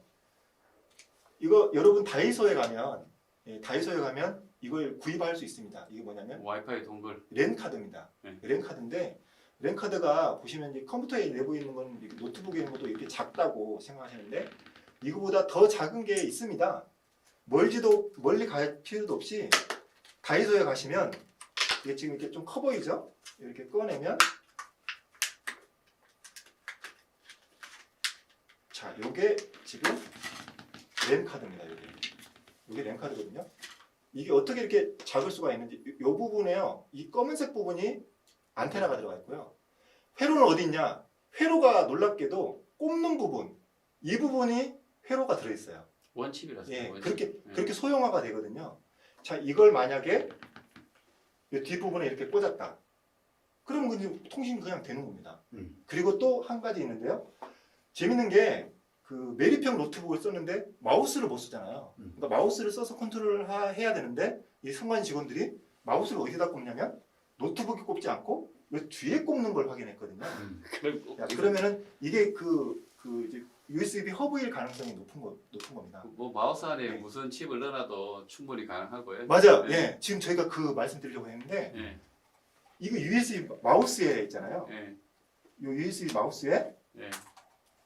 이걸 넣을 수 있습니다. 아하. 얼마든지 지금 병렬로 지금 얼마든지 예. USB 허브 간단한 거 넣고요. 이거 넣으면 되거든요. 네. 자, 그러면 이걸 넣고 본인은 이제 USB를 꼽은 거예요. 네. 근데 노트북에는 USB 마우스가 인식되면서 밑에 USB 와이파이가 연결이 또 똑같이 연결이 됩니다. 동시에. 충분히 가능하게 넣을 수 있습니다. 그 마우스 보내보면 공간이 충분히 일단은 있거든요. 저런 자체가 보안 자체성이 아예 없다. 아예 없다고. 예, 이렇게 쟤네들은 하면 안 돼요, 절대. 예, 개념이 없다. 이거를 하면 안 된다. 아니 왜 절대 안 되는 게 회사에서는 이렇게 해놓은 데가 없어요. 왜? 이게 여기다 꺼갖고 회사 비밀 빼가는데 하지 않습니까? 이거를 이렇게 해놓을 수가 없는 거예요. 그러면 이거는 시큐 시스템이어야 되는데 보안이 철저해야 되는데 이렇게 만들었다. 이거는 그러니까 개구멍이 너무 많은 거예요. 그러니까 보안 등급이 이제 일반적으로 우리 일반인에게도 보안 등급은 있잖아요. 이런 뭐 휴대폰도 이렇게 방화벽이 있고 보안 등급이 있는데 1위에서부터 만약 10등급까지 있다 그러면 저 시스템이 원래는 한 9등급에서 한 10등급은 돼야 되는 제품인데 실제로는 1도 한 뭐 3, 4도 안 된다. 이런 시대예요. 또 우리 일반인 제품하고 똑같다는 거죠. 보안 자체가. 어쨌든 지금 설명 들어보니까 참 문제가 이만저만 아니네요. 네. 뭐 일단 통신 장치를 이렇게 장착할 수 있는 방법은 무궁무진하다고 볼 수 있겠네. 네. 또 의견 있으십니까? 그런데 지금 이렇게 우리가 이렇게 찍고 그 다음에 안쪽. 그 전부 다 제가 찍은 사진 구리시에서 찍은 사진은 요런 식으로 부분 찍었어요. 그러면 이거 우리 거 아니다. 그러면 할 말이 없잖아요. 그래서 동영상을 한번 봤으면 좋겠어요. 동영상 그러면 지금 안 돼 있죠. 예. 동영상 그냥 동영상에 저기 안동 그 데일리 기자가 제가 동영상을 찍으라고 그랬거든요. 왜? 3차원적으로 다 해서 이분이 뒤집어서 이렇게 찍고 별의별 걸 다 했어요. 그것을 알아보려면 저기 그 이병구 TV에 그 부분이 나와요. 그 부분을 여기다 그냥 보여줘도 될 수 있는 거예요. 오케이. 그럼 이제 제어 컴퓨터하고 분류기 이 부분 한번 정리하셔서 한번 말씀해 예. 주시죠. 보통 분류기라고 해서 그 전체 제어 컴퓨터까지 포함해서 분류기라고 얘기를 했습니다. 그런데 단순 분류기라고 하면 기계장치 플러스 픽스드 라직 서킷이 있으면 돼요. 그러면 소프트웨어가 없는 겁니다. 그러니까 컴퓨터가 아니라는 거죠. 그랬을 때는 큰 문제가 없을 수 있어요. 그것도 속이려면 속일 수 있겠지만 컴퓨터보다는 훨씬 나은 거거든요. 그러면 컴퓨터는 소프트웨어가 있기 때문에 속일 수 있는 방법이 너무 많다는 겁니다.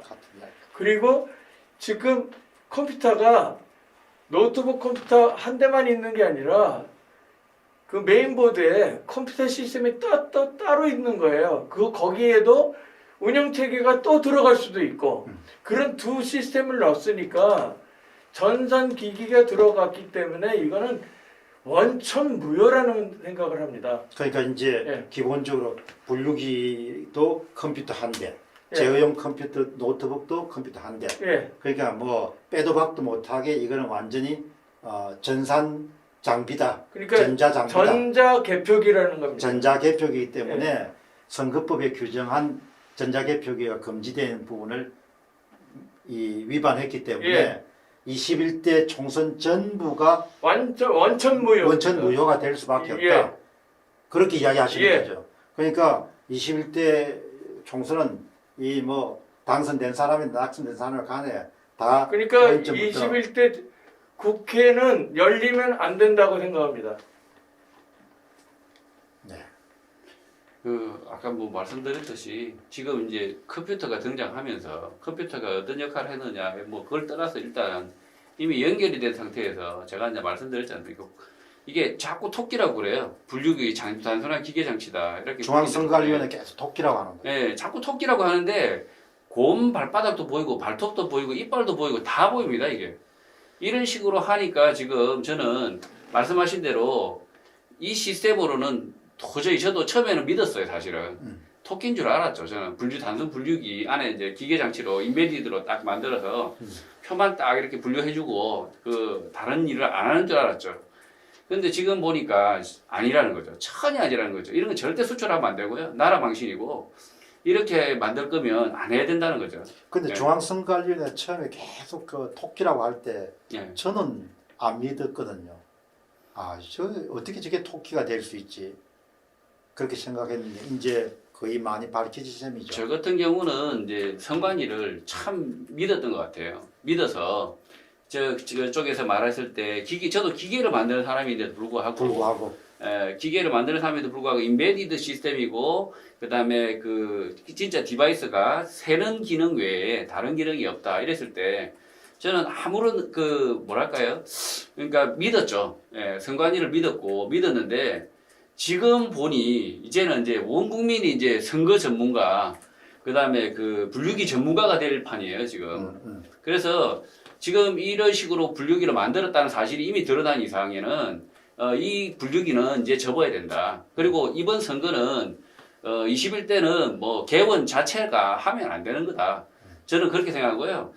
개원 자체를 안 하면 어떻게 되냐. 그럼 20대가 지금 임기 연장할 수밖에 없다. 헌법상으로 어쩔 수가 없지 않냐.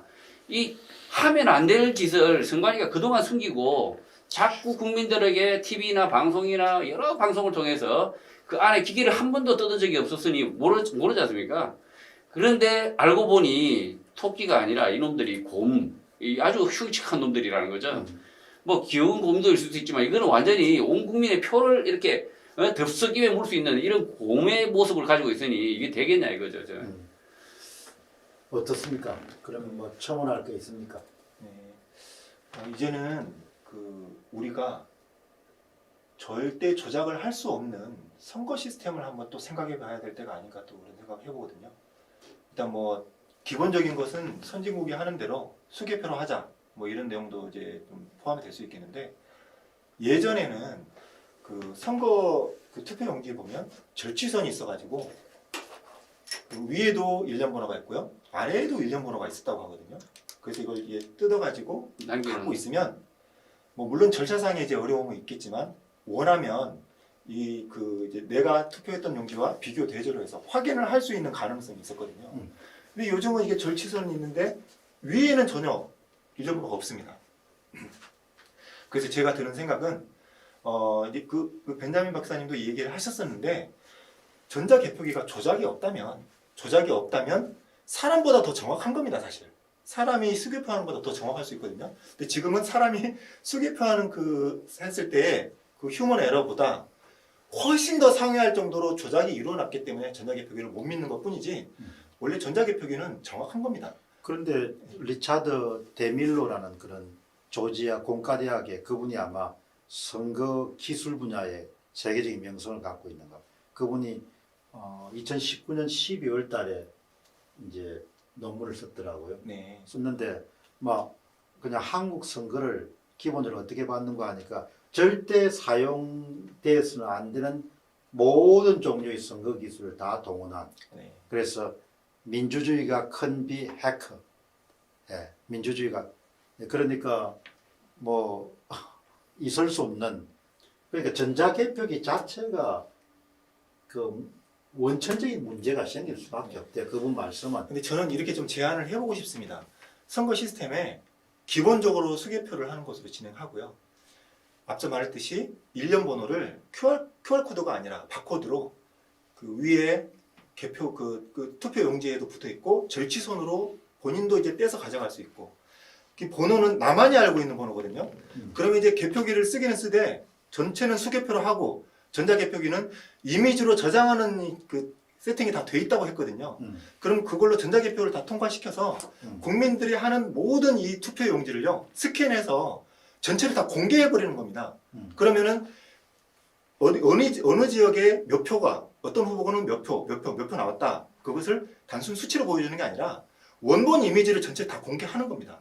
근데 누가 했는지는 모르는 거죠. 하지만 본인은 검색해서 내 번호는 몇 번인데 찾아봐서 내 투표용지가 문제없이 이미지로 잘 저장되는지 개표를 할 때 정확하게 집계가 되어 있는지는 본인은 원하면 확인을 할 수 있습니다. 그런 시스템으로 가게 된다면 기본 전제는 수개표하되 전자개표기로 국민들이 2차로 얼마든지 나중에 10년이 흐른 후에라도 체크할 수 있게끔 이렇게 자료 보관이 된다면 완벽한 선거 시스템이 아닐까 저도 생각을 선거가 그 선거가 이제 그 과거에 수개표로 계속 남아 있는 그 자체는 뭐냐면 자동차가 위험하니까 걸어 다니자. 교통사고 많이 나니까 이런 그 인식에서 저도 개발자고요. 네. 이런 통신 장비나 이런 그 자동화 장비들을 만드는 입장이다 보니 당연히 좀 진보하는 것이 좋다. 네. 그런데 이제 진보를 하는데 이 선관위가 우리 국민들의 신의를 완전히 저버렸다는 거죠. 이게 뭐냐면 분명히 보안 시스템, 적어도 이게 우리가 말하는 그 개표기만 하는 저는 그런 예를 들었는데 뭐냐면 우리 국민은 리모컨인 줄 알고 이렇게 썼는데 알고 보니까 스마트폰이더라는 거죠. 뭔 차이냐면 리모컨은 다른 기능은 절대 할 수 없거든요. 그러니까 우리는 투표기라고 했을 때는 투표만 이게 개수할 줄 알았는데 1번, 2번 분류만 할 줄 알았는데 이게 아니더라는 거죠. 그래서 우리가 참 선관위가 오히려 신의를 배신했지 기술이 배신한 건 아니거든요.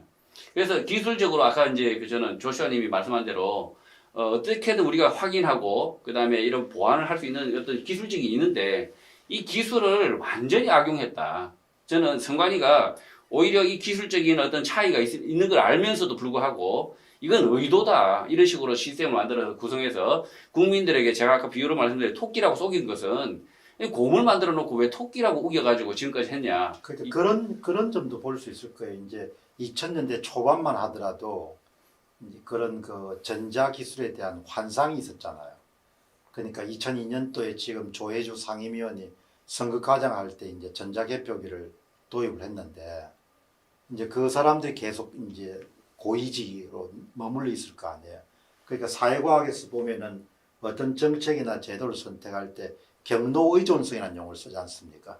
전자개표기가 일단 트랙에 올라타고 나니까 그 문제점이 발견되더라도 계속 은폐를 해가지고 그걸 계속 발전시킬 수밖에 없었구나 그런 생각이 드는 거예요, 이 양반들이.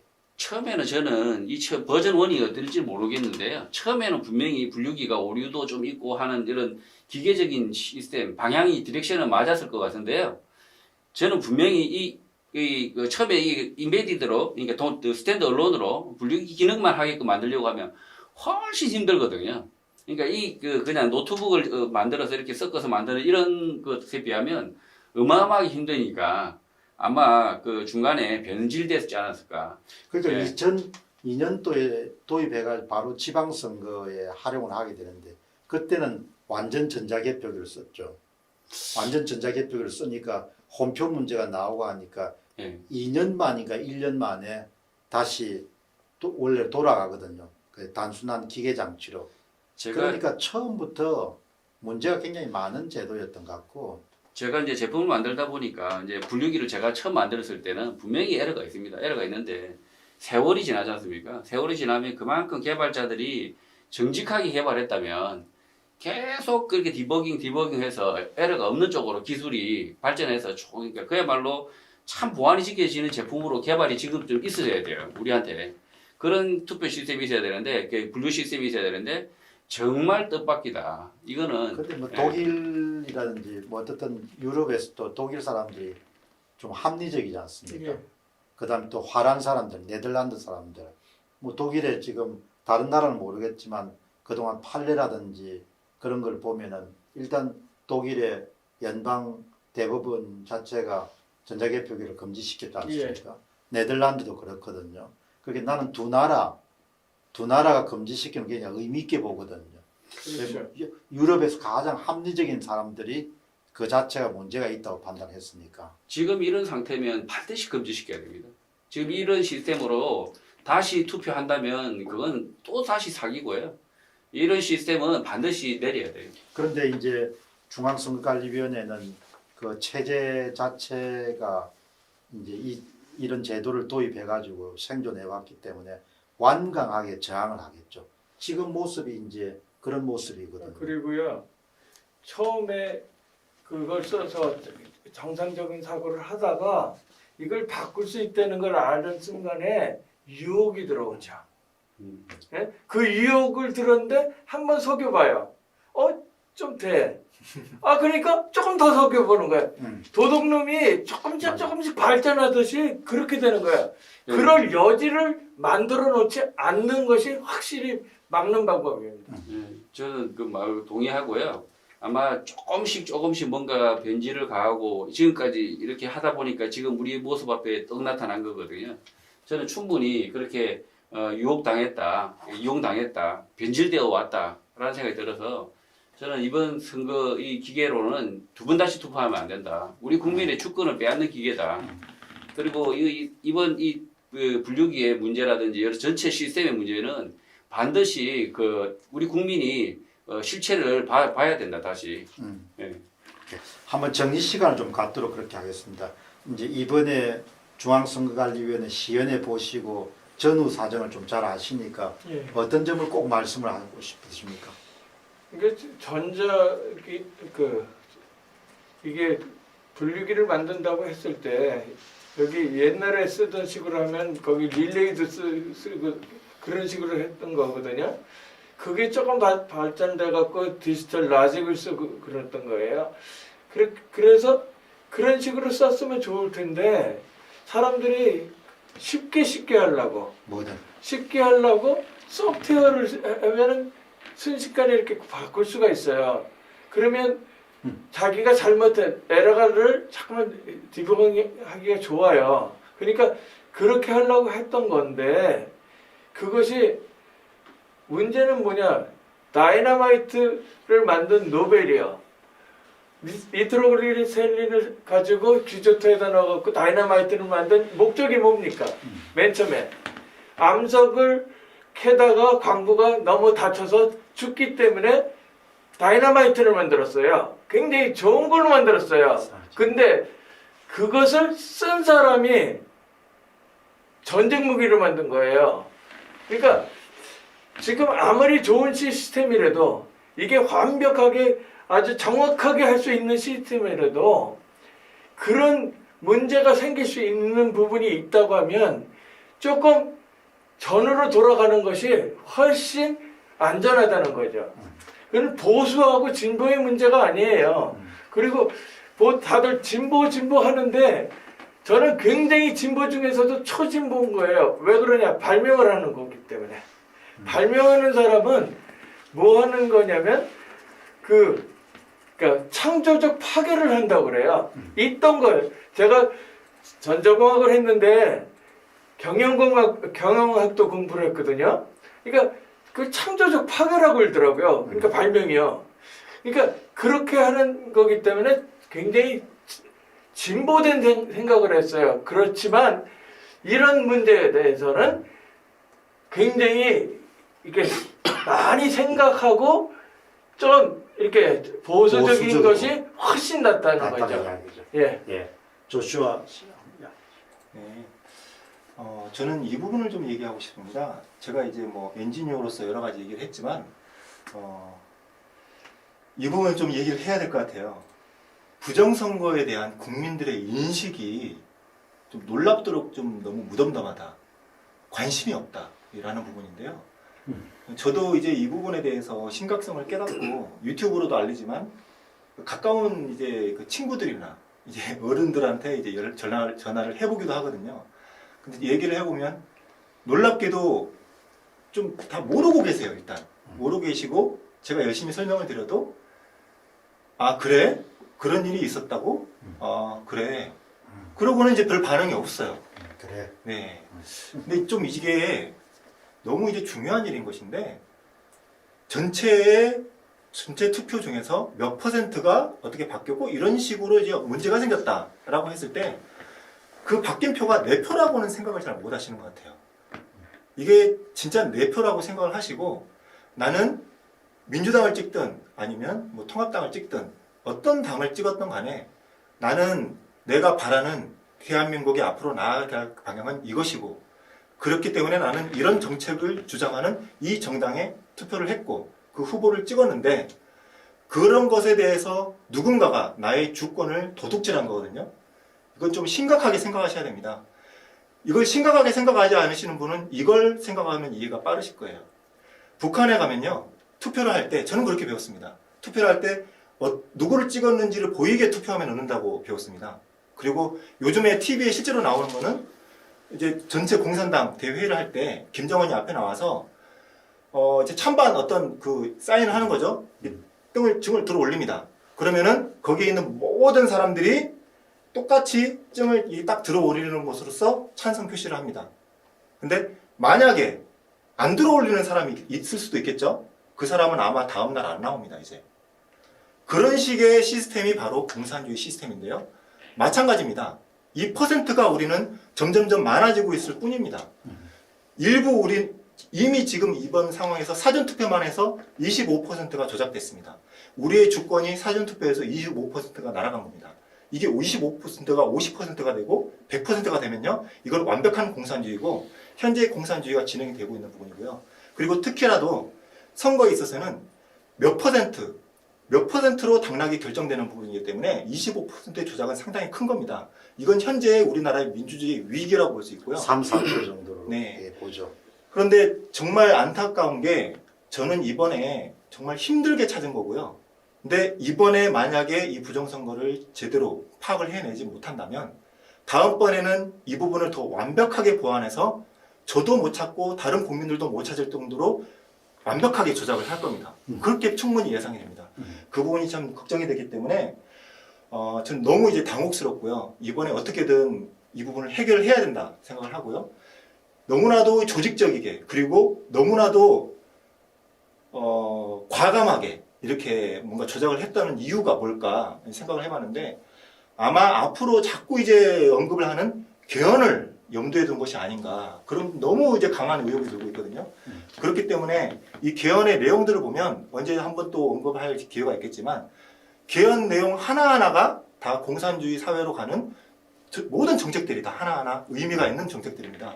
이런 부분에 대해서 국민들이 좀 더 관심을 가져주시면 좋겠고요. 마지막으로 한 가지만 더 말씀드릴 부분은 현재 이 구리시 선관위에 있는 증거 물품뿐만 아니라 여러 각지에 있는 모든 선거인명부를 포함한 여러 가지 서버 포함된 모든 증거에 대해서 계속 증거 보전 신청을 하고 있습니다. 지금 그 변호사 연대에서 너무 수고해주고 계신데 넣어도 지방법원에서 기각되고 대법원에 넣었는데도 또 기각됐습니다. 그래서 이제 지금 기각될 것 같은데요. 그리고 앞으로 이제 변호인단에서 준비하는 게 헌법재판소에서 이걸 또 다시 증거 보전을 하겠다고 합니다. 이건 예전에는 없던 상황, 초유의 상황인데 이제는 헌법재판소에 이걸 하는 겁니다. 근데 그런 상황에서 변호사분들이 걱정을 하시는 게 이번에도 기각이 되면 어떻게 되나 이제 걱정을 많이 하시거든요.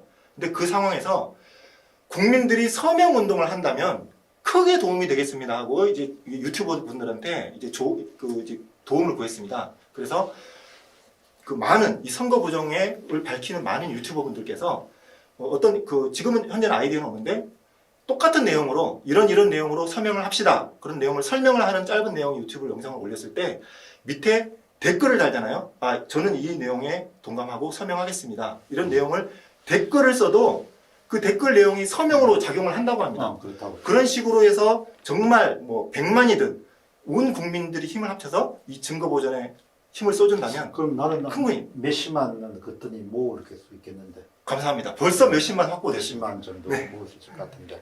그 이제 오늘 이제 좀 마저 못한 부분 가운데 하나가 이제 그날 과천에서 있었던 일이죠. 이제 네. 있었던 일 중에서 좀 중요한 부분을 오늘 한번 예. 말씀을 해주시면 저는 이제 좋겠거든요. 그 투표지 여백 없는 투표지가 어떻게 된 것이냐 그러니까 프린트에 잘못 이렇게 용지가 들어갔다. 그 관계자 선관위 예, 관계자 예. 말씀. 관계자 말씀이 프린터 그거는 A4 낱장 들어갈 때 이야기고요. 지금처럼 보시면 그 롤로 돼 있지 않습니까? 롤로 돼 있는데 어떻게 종이가 지가 알아서 삐뚤하게 들어갈 수 있겠습니까? 이미 장착이 돼 있는데 그리고 롤 타입이다. 그리고 이제 마찬가지로 이 붙어 있는 투표지에 대해서 이제 물었습니다. 이게 분명히 이 책자형 투표지가 어떻게 된 것이냐. 이분들이 강크게 뭐라고 그러냐면 가져와라 책을 투표책을 가져와라. 그럼 범인을 데리고 오라는 이야기예요 결국은. 그러니까 이게 좀 이게 의혹을 제기하고 수사를 촉구하는 그 시민들에게 할 소리가 아닌 거죠 기자들한테도. 이 뭐 범인을 잡아와라. 이게 뭐 하는 소리인지를 저는 이해가 좀 안 됐고요. 이런 이제 그다음 빳빳 그 투표지인데 빳빳 투표지. 저는 이제 이걸 투표지 나흘 만에 부활하셨다. 네. 나흘 부활설을 이야기하고 있거든요. 우리 대학 또 한 가지가 있더라고요. 네. 이렇게 접혔던 게 쫙 저절로 펴졌다 이 예. 얘기도 있더라고요. 지금 보시면 이 투표지가 보시면 음. 이 투표지가 이렇게 야. 접히는 고난을 받으사 나흘간 그 투표한 어둠 속에 있다가 나흘 뒤에 부활하셨은 거예요, 이게. 이게 아, 구리네요, 또 마침. 네. 구리. 네. 그래서 투표지 그 부활하는 투표지 이걸 믿어야 되냐 국민이. 그런데 유독 빳빳한 걸 보면 다 1번이더라고요. 자 이런 것을 그렇지. 이제 의혹을 막 제기하니까 내쫓습니다. 이게 또 기자를 내쫓는 장면이거든요. 이게 지금 우리가 보고 있는 선관위의 저분이 국민을 바보로 하는 거냐고 그렇게 네. 했던 분이니까. 그러니까 이제 이게 이제 선관위의 모습이죠. 선관위의 모습인데 그분이 여기 앞부분, 여기 앉아있는 분이. 기자분이 이제 그런 말을 하고 쫓겨나. 퇴장당하는 거죠. 자, 우리 국민을 퇴장시키는 것과 같고요. 기자를 퇴장시키는 것은 그리고 이제 그래서 저는 선관위는 시연이 아니라 시연은 제품 팔 때 하는 거잖아요. 뭐 예, 제품 전시하고 이럴 때 시연이고 이 선관위는 검증을 받아야 되고 수사를 받아야 됩니다. 자기 자신이 수사를 의뢰하면 지금 검찰 수사 당장 할 수 있습니다. 본인들이 이거 수사해 주세요. 야 이거 어떻게 된 것이냐? 이 여백 없는 투표지. 그리고 빠빠 투표지. 이거 책자에 범인 책자를 가져와라. 범인을 잡아라 소리 하지 마시고 수사를 의뢰하라는 거죠. 수사를. 아니 공정한 이번 선관위가 아주 무수히 많은 그 선거 사법에 대해서 그 검찰에다가 신고를 했습니다. 고소도 하고 다 했는데 왜 유독 이런 문제에 대해서는 고소를 하지 않냐 이거죠. 저는 이 선관위는 반드시 고소를 해라. 그리고 우리에게 범인을 잡아라 소리는 하지 마라. 국민이 무슨 범인을 잡으러 다니는 사람들입니까? 그리고 저는 마지막으로요. 우리 그 물을 틀었는데 빨간 물이 나왔어요. 빨간 물이. 그래서 저는 이렇게 생각합니다. 팔당 뗀 물이 다 빨간 물이겠구나. 저는 이건 거짓말이라는 거죠. 팔당 뗀 물이 우리 국민의 민심이 변질이 되었다. 탁류가 되었다. 저는 이렇게 믿지 않습니다. 우리 국민들 현명하시고요. 깨끗한 아직 팔당물은 깨끗합니다. 그러면 어떻게 고장났냐? 수도꼭지가 고장났다는 거죠. 수도꼭지가 녹이 썰어가지고 벌금물을 내놓는다는 거죠. 이게 누구냐면 수도꼭지가 선관위라는 거죠. 이 선관위가 녹이 완전히 썰어가지고 틀었더니만 빨간 물을 내놔요. 이 수도꼭지 갈아야 됩니다. 이거. 그리고 지금 제가 그 투표를 한국에서도 해본 적이 있어요. 그리고 미국에서도 했어요. 근데 사전 투표라는 걸 한 번도 해본 적이 없어요. 네. 그 선진국인 미국도 사전 투표를 안 해요. 사전 투표를 하면 뭐가 생기겠어요? 편리는 하겠죠. 그런데 보안은 완전히 제로가 되겠죠. 그리고 속이려고 되면 시간을 주는 거기 때문에 절대 사전 투표는 없어야 되는 거. 며칠 전에 그 도널드 트럼프가 이야기했더군요. 예. 관외 사전 투표 예. 같은 건 절대 예, 우리는 우편 안 한다고. 투표. 네, 그거 다 사전 투표하지 말아야 되고요. 그 다음에 아까처럼 그러니까 픽스드 서킷으로 해가지고 하는 정도의 거는 되지만 전자적 개표는 되지 않아야 되고요. 그 다음에 또 한 가지가 있습니다. 뭐냐면 이거는 시스템의 문제예요. 그건 뭐냐면 조직의 문제라고요. 선관위의 중앙선관위의 위원장 하다가 잘 보이면 대법원장을 하는 거예요. 그러니까 비리 커넥션이 있기 때문에 목숨을 거는 거예요. 그 사람들이 이득이 없으면 목숨 안 걸어요. 자기가 대법원장이 되니까 그렇게 되는 거거든요. 중앙선관위원장이 대법관 출신이 와 있기 때문에 예. 거기서 잘하면 대법원장까지. 그렇죠. 그러니까 그것을 원천적으로 할 수 없게 만들어야 돼요. 그리고 대통령이 행정부에서 그걸 다 지시할 수 있는 것 자체가 문제라고 생각합니다. 인사권에. 예, 인사권이 대법원장도 세울 수 있고 뭐 여기도 세울 수 있고 그러면 내 편을 다 하면은 상권 분립이 안 되잖아요. 자, 여러분 오늘 이제 우리는 28일 날 오후 2시 무렵부터 과천 중앙선관위에 열렸던 시연회가 갖고 있던 그런 문제점 또 시사점 이런 부분을 중심으로 해서 오늘 세 분 모셔서 아주 건설적인 그런 논의를 전개했습니다. 오늘 바쁘신데 이렇게 참가해 주셔서 고맙습니다. 감사합니다.